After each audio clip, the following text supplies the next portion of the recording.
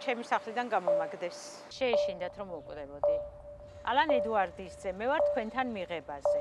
უცბად ატყდა ხმაური. საერთოდ რამე წამოიღე იქ? აი არაფერი, სათვალე მარტო.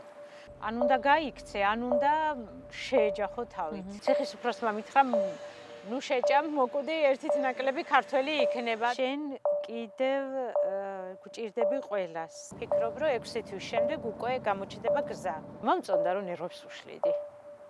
უკან, აი ნაცრისფერ ახალ გორში რომ მითხრან, რომ თამარ, აი გაქვს 5 წუთი. მოსაფიქრებლად, აი 5 წუთი არა, აი კი, რამდენ წამშიც ვიტყვი, იმდენი მჭირდება.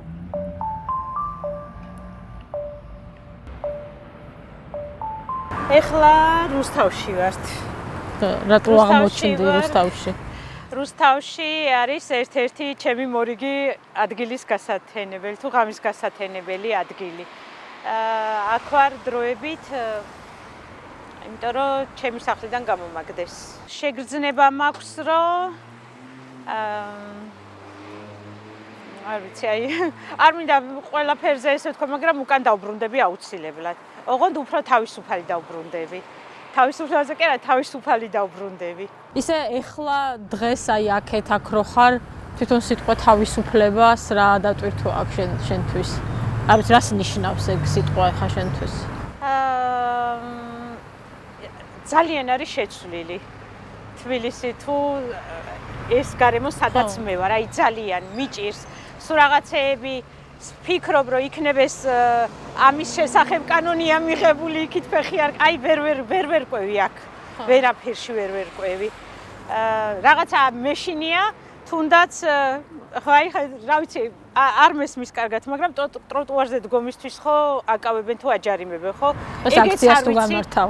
აი ეგეც არ ვიცი, რა შეიძლება, რა დროს რაში შემომედაო. ჩემთვის არის ძალიან უცხო აქ ყოფნა. ანუ თავისუფლებას არ გძნობ ახლა? არა ვგრძნობ.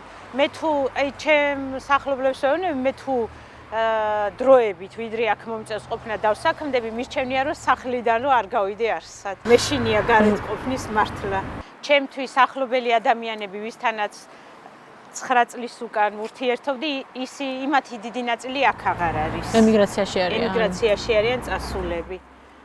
და ესეც ხო რაღაცის ნიშანია ცვლილების. კარგი ცხოვრების არა. პასპორტი გააქვს? ისევ არა. არაფერი არა მაქვს.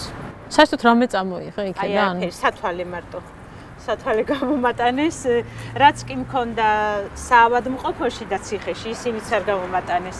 სათვალე უბრალოდ რომ მითხრეს, რომ მივდივართ სასამართლო პროცესი, ავიღე რომ წამეკითხა, თორემ სხვა რამეზე შეხების უფლება არ მომცეს.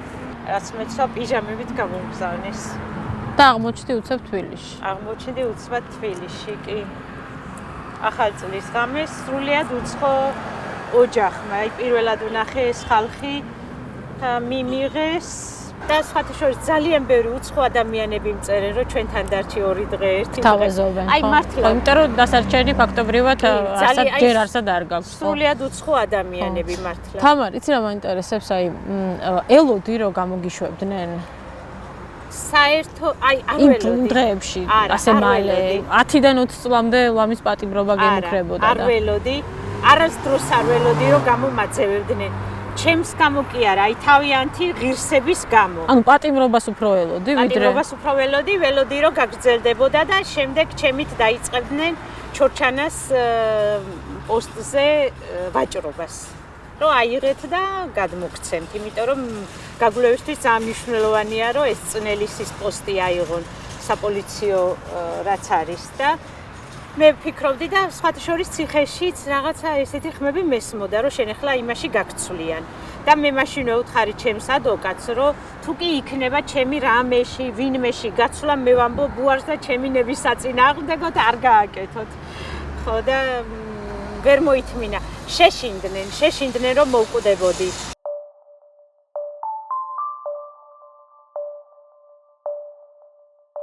22 დეკემბერს მთელი დღე ვიყავი სახლში, არ გავედი ბინიდან. მეორე დღეს ვაპირებდი აქციას და მინდოდა უფრო მომზადებულად ყოფილიყავი და თან რამე პროვოკაცია არ ყოფილიყო, ფიქრობდი და არ გავედი სახლიდან. დაანონსებულ აქციას. დავაანონსე კი. და ღამე დაახლოებით საღამოს 8 საათზე ატყდა ბრახუნი კარზე. გავიხედე და 3 მამაკაცი იყო სამოქალაქო ტანსაცმელში წვერებით და რა კი მე არავის არ ველოდი, არც იქიდან ცდილობდნენ თავი წარედგინათ, არ გავაღე კარები. არავის არ უღებდი ხოლმე საერთოდ. და კარგა ხანს აბრახუნეს. მიხვდი რაც ხდებოდა თუ? რაღაც ცუდმა გამიელვა, რომ არ მეშვებოდნენ. იყო ხოლმე რომ ააკაკუნებდნენ რაღაცა შემთხვევით, ესე რომ ჩამოუვლიან და შემთხვევით, მაგრამ მიზან მიმართულად აბრახუნებდნენ ჩემთან და დავიწყე უკვე მეგობრებთან და ნაცნობებთან რეკვა, რომ მეშინია მეთქი რაღაცა ხდებოდა თუ შეგიძლია რომ მოხვიდეთ. ეს ხდება ცხინვალში, სადაც შენ დაქირავებული გქონდა ბინა, ხო და სადაც ბოლო წელი 1 წელია ცხოვრობ. 1 წელი ცხოვრობდი. მოვიდა ერთი ადამიანი მოასწრო შემოსვლა. დანარჩენები უკვე აღარ შემოუშვეს, იმიტომ რომ მთელი კორპუსის მიმდებარე ტერიტორია იყო უკვე ალყაში. რამეს გეუბნებოდნენ აი ბრახუნის დროს? არაფერს არ ამბობდნენ. ან ვინ ხართ ეკითხებოდი თუ ჩუმად იყავი? მოვიღე, რომ არ მიმხვდარიყვნენ. ჩემ ბედზე მთელ ბინაში ჩამქრალი მქონდა სინათლე. ვიწექი და არა ჩანდა ის რომ ვიღაცა შიგნით იყო. და ეს ჩემი მეგობარი რომ მოვიდა, ვისხედი ჩვენ დივანზე. დაახლოებით 1 საათი ვფიქრობდით, კიდევ რეკავდი ვიღაცებთან და უცბად ატყდა ხმაური. აივანი აქვს ბინას და დავინახე რომ ძვრებოდნენ, აი უცბად ბევრი ამოძვრა. რომ მოსართულზე ცხოვრობ? მეორე.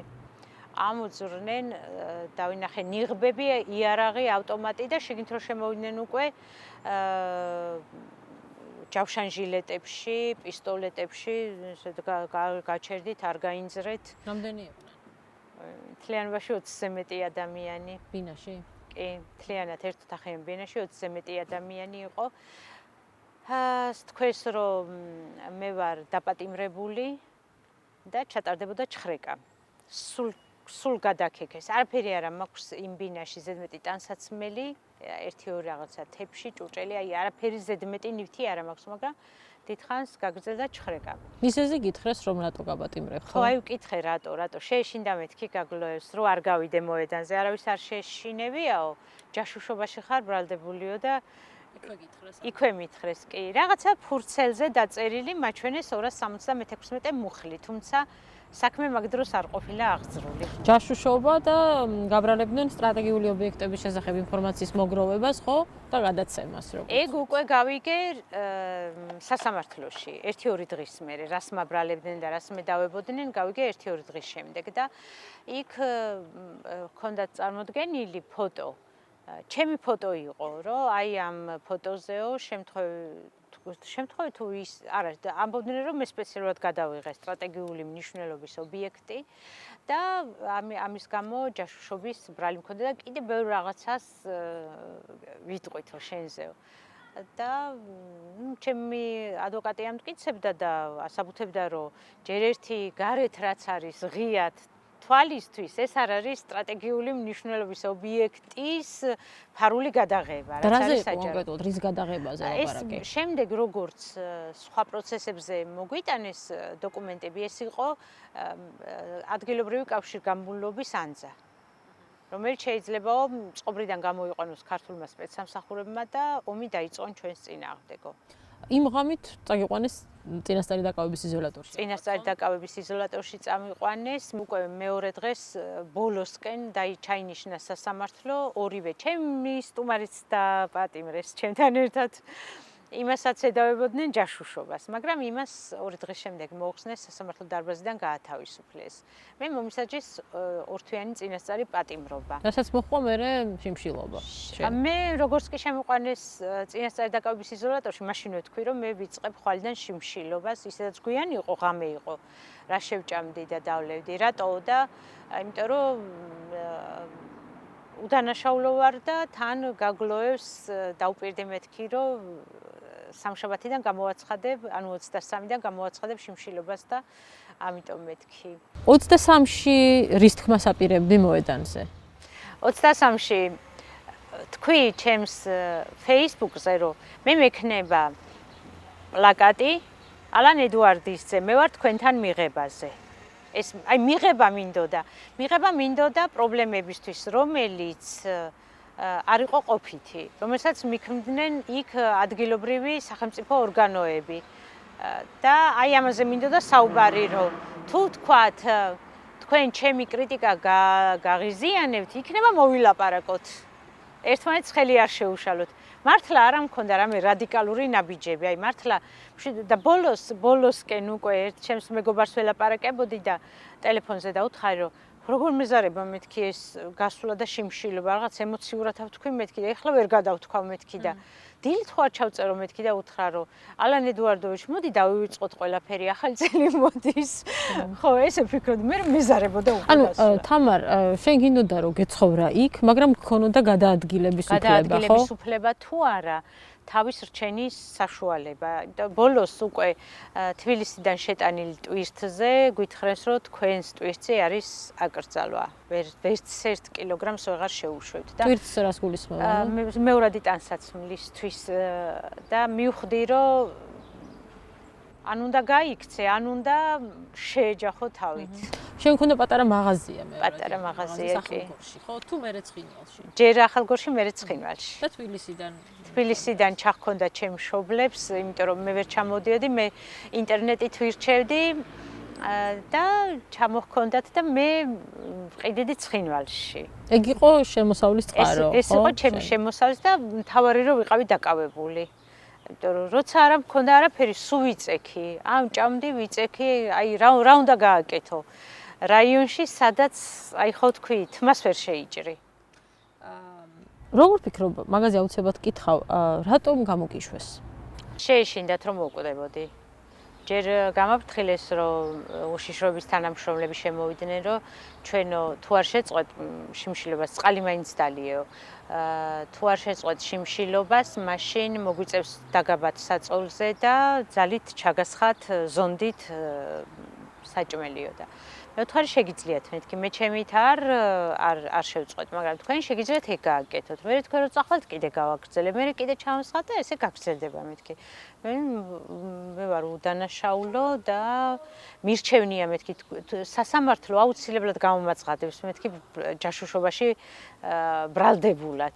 მე მეორე დღესვე შეიძლება ან გამიშვათ, ან უბრალოდ თქვენ გინდათ რომ ეს იარლიკი სასამართლოთი მქონდეს მოკერებული მეთქი და მე მირჩევნია მოვკვდე, აი მართლა მირჩევნია მეთქი წავალ სიკვდილზე, ვიდრე ეგ მომაკეროს თუნდაც აი ამ სასამართლომ, რომელიც ატარებს ცირკს მეთქი.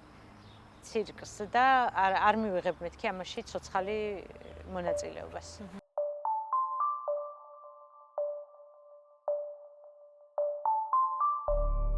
ციხეში როგორ გექცეოდნენ თამარ?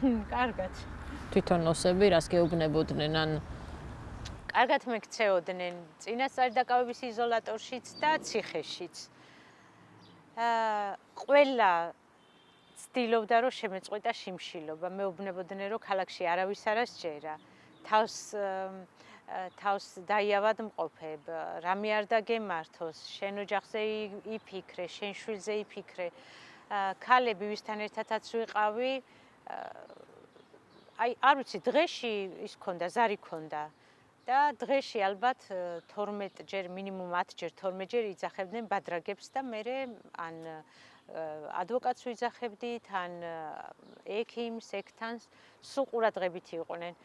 ერთმა თმები დამვარცხნა, ისე მქონდა გაჩეჩილი რამდენიმე დღისა, თავიანთი ნივთები მომცეს. მე რო დამაკავეს მაშინაც ანუ ვინ იყავი იცოდნენ? რო შევედი იცოდნენ, ფორმულაზე მოვისმინეთო, შენი ამბებიც მოვისმინეთო, რადიო აქვთ კიდე იქ და ქართულ რადიოს სმენდნენ, ესეც. ანუ ქართულ ტელევიზიებს უყურებენ, ესე უსმენენ. ისედაც იცოდნენ მე ვინ ვიყავი და ძალიან მითანაგრძნობდნენ. სხვათა შორის იქ მოვილაპარაკეთ, რომ ერთი თუ დავრჩებოდი იქ, ერთი ოთახი არისო, ესე გამიმხილეს, იქ უფრო დიდიაო, კარგიაო, მაგრამ ვინც იყო იქო, იმანო ყველაფერი მოგლიჯა და წაიღოვო, გამაცხელებელი, უნიტაზიო, ციხეში და აი რო გავარემონტოთო, კი, მეთქი მეუთხარი ეხლა მე გამოუგზავნე წერილი მეორადე ვისაიდანაც მომქონდა იმ ქალს გამოუგზავნე რომ გეხოცები მეთქი კარგი ძაფები ისქენი საქსოვი ძაფები შემიგროვე მეთქი გამომიგზავნე უნდა ვსოვო მეთქი მემზადებოდი დასარჩენად ხო ვემზადებოდი პირველივე დღეებში და ისა და ვეუბნებოდი რომ მოვქსოვოთ მე გავგზავნით თბილისში გავყიდით ვიყიდოთ უნიტაზში და გამაცხელებელი მეთქი და გავფართოვდეთ და რა მახსენდება მე არა მქონდა ადგომის თავი თავბრუმე ხროვდა თორე ნაძვი მორთეს პატარა ნაძვი დადგეს მორთეს რაღაცები ჩამოწერეს რა გავამზადოთო ჰქონდათ ყველაფერი აი უბრალოდ თავისუფლებაზე არ იყვნენ თორე ყველაფერი ჰქონდათ მენიუ ჩამოწერეს მაგრამ ახალ წელს იქ აღარ მე უბრალოდ გავბრაზდი იმაზე რომ ციხისუფროსმა მითხრა ნუ შეჭამ მოკვდი ერთით ნაკლები ქართველი იქნება და მე რაღაცა სიგნალად მივიღე რომ ამათ ან სიკვდილის ინსცენირება თვითმკვლელობის ინსცენირება არ დადგან მეთქი ან არ მომკლან ან არ ვიცი და თქვი რომ აღარ გენდობით რა თორე რაღაცა თავიდან ფიქრობდი რომ დამტოვებდნენ დიდხანს და რა იყო პირველი აი ეს აზრი რაც გაიფიქრე როცა გაიგერო გათავისუფლებდნენ აი მე თქვი ახლა უკან როგორ გავიქცე მეთქი ეს რა გამიკეთეს всё მომიშორეს თავიდან არა რომ გამოვიყარეს ციხიდან უკვე იცოდი რომ აქეთ მხარეს გადმოგიყვანდნენ კი ვიცოდი იმიტომ რომ სხვა მანქანა მოაყენეს არა ის მანქანა რითიც გადმომიყვანეს მაშინვე მივხვდი რომ გამოგდებას მიპირებდნენ იმიტომ რომ მოსამართლემაც წაიკითხა გაძევება დაუყოვნებლივ გაძევება ახალგორში ცხოვრებაზე მინდა კითხვა ამ თემაზე სულ ლაპარაკობდი მათ შორის ჩვენს ეთერშიც არაერთხელ სულ რაღაცისთვის იბრძოდი ხო და მაინც რჩებოდი იქ იზოლაციაში იყავი და თავისთავად იქ რჩებოდი და როცა არ იყავი მაშინაც სულ იბრძოდი მაგრამ მაინც ირჩევდი იმ გარემოს იქ ცხოვრებას შენთვის არც თუ უსაფრთხოს მაგრამ სადაც ცხოვრობდა შენი დედა შენი მამა აი რატო ხო შეგეძლო რომ უფრო მარტივად და უსაფრთხოდ გეცხოვრა აქეთ შევეჩვიე ეგრეთ ცხოვრება სკოლიდან ეგეთი ვიყავი სკოლიდან აქ რო ყოფილიყავი აქაც ალბათ უკვე დაჭერილი ვიქნებოდი აქ რომ მეცხოვრა აი არ შემიძლია დავხუჭო რამე უსამართლობაზე თავი აი რომ მეუბნებოდნენ ამ აქციებზე იდგებოდი როგორ ვიქნებოდი აუცილებლად ციხეში ვიქნებოდი უკვე რომ მეუბნებოდნენ ხვდებოდნენ ხოლმე მაღალი თანამდებობის პირები მიმბარებდნენ და აი აირჩიეს სამსახური ოღონდ უნდა გაჩუმდე ოღონდ მეთქი უკვე არ შეიძლება აი ვერ მოგცემთ მეთქი მაგის პირობას აი წამომცდება მეთქი არაფერს ისეც არ ვაპროტესტებდი ეკაი რა უნდა გამიპროტესტებინა ყოველთვის ამბობდი რომ არა მაქვს კარიერული და პარტიული ამბიციები არც პოლიტიკაში მინდა მოსვლა ვაპროტესტებდი რაც ხალხსაც უხდება ცხოვრებო სოციალურ პრობლემებს კი ეს მახსოვს რა არის ისეთი რის გამოც რისკავდი და რჩებოდი აქამდე აი მე იქ დავიბადე პირველი საშუალება როგორც კი გამიჩნდა მაშინვე ვიყიდე ცალკე ჩემთვის ბინა ჩემი სამსახური მანდ უკავშირდება ჩემი შვილი მან დაიბადა ჩემი მშობლების ყველა იქ არის დაბადებული და აი მეგობრების ანათესაო ახლობლები იქ ყავდა ყველა აღარა ყავს წამოვიდნენ აქეთ ხო ამიტომ გეკითხები ანუ ბოლო დროს იქ მე მგონი არა აი ჩემი სამყარო შევქმენი მთელ კორპუსში მარტო ცხოვრობდი ჯერ ერთი საერთოდ არ ვგრძნოდი რომ მარტო ვიყავი დაკავებული ვიყავი რაც მიყვარდა იმას ვაკეთებდი რა ვიცი კულინარია ცხოველები ხელსაქმე მე 50 წლის ასაკში წამოხვიდე თბილისში ან სხვაგან და დაიწყო ახლიდან არ ვიცი აი ჩემთვის რთულია ძალიან და ხალხი როგორ აღიქვამდა შენს აქტივიზმსაც და ასე ცხოვრებასაც ახალგორშიც და ცხინვალშიც აი რას ამბობდნენ ახალგორში ძირითადად არ მიჭერენ მხარს არ გამოხატავენ ქართველები თუ ოსები ქართველები არ გამოხატავენ იმიტომ რომ ჩვენი რაიონისთვის ეხლა ეს მდგომარეობა არის აი რომ რაღაც შესაძლებლობების ფანჯარა გაიხსნა. მაგალითად ჩვეულებრივ ამბათ მოეჩვენა ყველას ბავშვთა სახლში, რომ აბა რა უფროსმა უნდა სცემოს კიდეცო ბავშვსო, აბა რომ კარგად გაიზარდოსო, თმაც უნდა მოკაჩოსო, შეუძლია რომ საჭმელი არ აჭამოს და დასაჯოსო. ყველა მასწავლებელმა თითქმის და აღზრდა თქვა რომ აი რა არისო მანდ უცნაურიო. მე თქვი როგორ არ არის უცნაური. შენ გამოხედი და ალბათ საჯაროდ მოყევი ეს ამბავი. მოუწოდე რომ თუ ამას ესე გაატარებთ და მეორე დილით გაიმგზავრა გენერალური პროკურატურა, ბავშვთა და ომბუდსმენი, უშიშროება და გაემართნენ, იმიტომ რომ იფიქრეს რომ მე რაღაცას ვაჭარბებდი. იმაზე მეტი უთხრეს რაც მე ვთქვი. და გენერალურმა პროკურატურამ გაავრცელა განცხადება, რომ ბავშვთა სახლში შემოწმების შედეგად დადასტურდა ბავშვების მიმართ რაღაცა ცუდი დამოკიდებულების ფაქტები. ხო, აი ამებს ვაპროტესტებდი ხოლმე. გჯერა რომ ცვლიდი იქ რეალობას? აბა, ცვლიდი. კი, ვცვლიდი. პირველი რომ ხალხს უკრძალავდნენ ჩემთან ურთიერთობას, რომ მე არ გამეგო. მე რო გავიგებდი, მე უკვე ვიწყედი მოქმედებას. თუნდაც გზის გახსნა, საშვებთან დაკავშირებით, ავადმყოფების გაყვანა-გამოყვანა. აი ეხლა 1-2 კვირის უკან მთლიანად შეიცვალა ჩვენი რაიონის საავადმყოფოს ხელმძღვანელობა. ყველა ის ადამიანი, ვისაც ვაკრიტიკებდი, ყველა მოხსნეს. რეაგირებას დიდად არ ჩქარობდა გაგლოვები, მაგრამ ესეც ხო შედეგია, რომ მიაღწიო ამას, რომ შეიცვალოს რაღაცა მიმართულებები. მუდმივად დაკვირვების ქვეშ იყავი, ქონდა იქ შეგრძნება, ან და როგორი შეგრძნება იქ, როცა სულ ვიღაც გიყურებს? პირიქით ნორმალური. მე არაფერი არ მქონია დასამალი, ხშირად Facebook-ზე ვდებდი ხოლმე, რომ თვალთვალს ვეხმარები მეთქი მთელი დღის რაღაცა ვიდეოებს და სურათებს ვდებდი, იქავარ, აქავარ ამას ვაკეთებ. არ იყო ცუდი, იმიტომ რომ ისე ნახევრად ხუმრობით რო თქვა, რომ როცა მაგათი თვალთვალის ქვეშ ვარ, იმიტომ არ ვიყავი სულ, რომ რაღაცა ცუდს გავაკეთებდი. რამე არ დამმართნოდა. თვითონაც ეშინოდათ, რომ რამე არ დამმართნოდა, იმიტომ რომ როცა ჩამორთმეული აქვს ადამიანს საბუთები, პასუხისმგებლები არიან ისინი, ჩემს სიცოცხლეზე. და რაღაცა გაგებით შევეჩვიე გეცხოვრებას, შევეჩვიე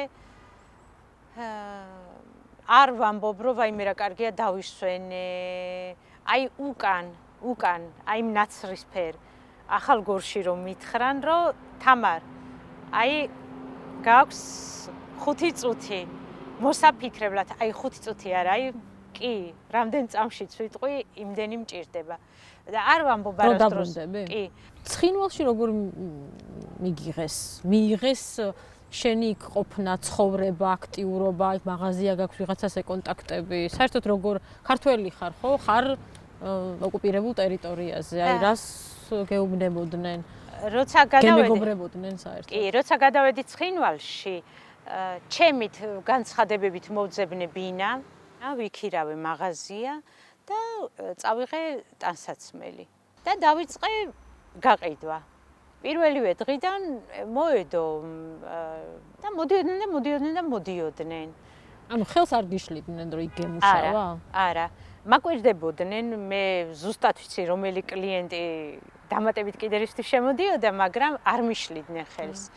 პირველად იყო, რომ ინციდენტი მოხდა დეპუტატთან დაკავშირებით ქუჩაში და ვიდეო რო გამოვაქვეყნე, მერე შემოვიდნენ და დამიკეტეს, მაგრამ იმის შემდეგ არ იყო ეგეთი, ვიდრე ეხლა ტვირთის შეტანის აკრძალვა არ ისქნა. მე მქონდა, აი არ გამოჩნდეს, რომ თავს ვიქებ, მაგრამ მე მქონდა თვითონ ეგეთი ურთიერთობა. აი სად ხდება ეგრე, რომ შემოვიდა კლიენტი, რომელსაც ვიცნობდი სახელით, გვარდა ვეუბნებოდი, რომ მაგალითად, ალა, შეგიძლია 9 საათი გაჩერდე, აი დაგიტოვე გასაღებს და ეხლავე მოვალ, ვინ დაუტოვებს მაღაზიას, ხო ეგრე.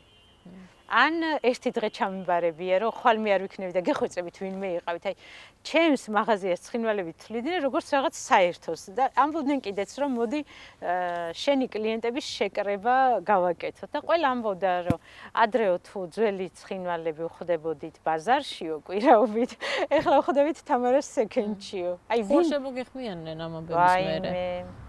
ძალიან ბევრი. რას გწერენ, ანუ რას თუ გირეკავენ, არ ვიცი. აი შემიძლია წავიკითხო, მაგრამ რუსულად არის. რაო, გითხარი. მთელი ქალაქი ტირისო. ყველანი ძალიან განიცდიან შენზე, ჩემო ძვირფასო. ცოტაც მოვითმინოთ და ყველაფერი კარგად იქნება. შენ კიდევ გვჭირდები ყველას. მომწერა რომ ღმერთო ჩემო, არ ამჯეროდა რომ ეს შენ თავს მოხდა, ეს შენ გაგიკეთეს. მაშინვე დავიწყეო აქეთ-იქით რეკვა, როგორც კი გავიგე. ყველას ვწერდი გოგოებს, მაგრამ არავინ არაფერი არ იცოდა. მე ვარ შოქშიო. შენ ისე დაბრუნდები და ყველაფერი იქნება უკეთესად ვიდრე იყო და მწერენ რომ საახალწლოთო ის გიყიდეთო ვერცხლის კულონი და ისაო და ეს ვალდებული ხარო ეს მიიღო და ჩამოდიო. არასდროს არ მიკითხია ღირს. არასდროს როცა პროკურატურაში აი პირველ დიდ საქმეზე რომ ჩამაბარეს საქმე 750 გვერდი 3 ტომი და წავიკითხე იქ 30 ადამიანი ჩემს წინააღმდეგ ვინც მისცა ჩვენება, ყალბიჩვენებები პროკურატურას იქ იყვნენ ადამიანები რომლებისთვისაც მე ძალიან ბევრი სიკეთე მქონდა გაკეთებული. არც მაშინ არ მithქვია. თქვენ საწყლები ეთყობა რაღაცით აიძულეს. არ მიფიქრია რომ შეცდომა, დროს ვკარგავ, გავჩერდე. ხო, ბევრი მიზეზია რატო აქტიურობდი. მომწონდა რომ ნერვებს უშლიდი. ეგეც მომწონდა რა.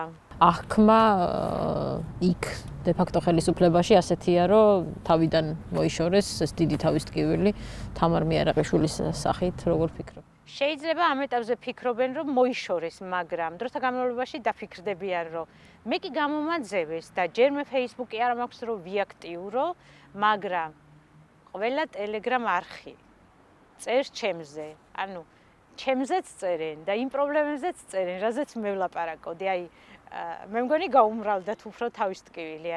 ვერ გათვალა, ვერანაირად ვერ გათვალა. ეკა ერთი სიტყვა მინდოდა რომ ეთქვა რომ თამარ აი რა გინდა რა, მოკლედ. და მე ვეტყოდი, წყალი როცა არ გვექნება, Facebook-ს აღარ ჩავრთავ, თქვენ დაგირეკავთ და გააკეთეთ რა ეს წყალი ბოლოს და ბოლოს. ხო, მე ის კი არ მინდოდა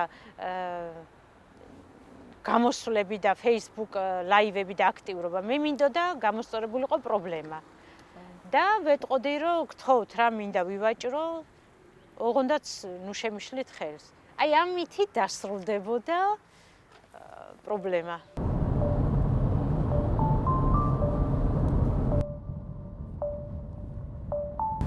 ეხლა რა არის შენი მთავარი საფიქრალი თამარ? საფიქრალი მთავარი არის დაბრუნება თუ აქ ფეხის მოკიდება? არა, დაბრუნება მთელი ჩემი საფიქრალი ეს ვადები არ გაუშვა გასაჩივრებების ადვოკატი რომ მყარად მყავდეს ეგ არის მთავარი ჩემი საფიქრალი. იურისტების განმარტებებია, ცხინვალელი, კვალიფიციური იურისტების განმარტებებია, რომ ძალიან დაირღვა ჩემი უფლებები, კანონი დაირღვა, კონსტიტუცია დაირღვა, ასე რომ ანუ სასამართლოს იმედი. ხმაურის შემთხვევაში, ხმაურს გულისხმობ ზეწოლა. და პლუს სასამართლო, აი ძალიან მარტივად წარმომიდგენია. ფიქრობ, რომ 6 თვის შემდეგ უკვე გამოჩნდება გზა. მაგრამ აუცილებლად გაგლოვების ვადის დასრულებამდე ვიცი რომ დავბრუნდები. მოკლედ რთულია, მაგრამ რა ვიცი, რაღაცა იქნება. არ მეშინია, რაღაცა იქნება. ცოცხალი ადამიანი ვარ და მოვახერხებ.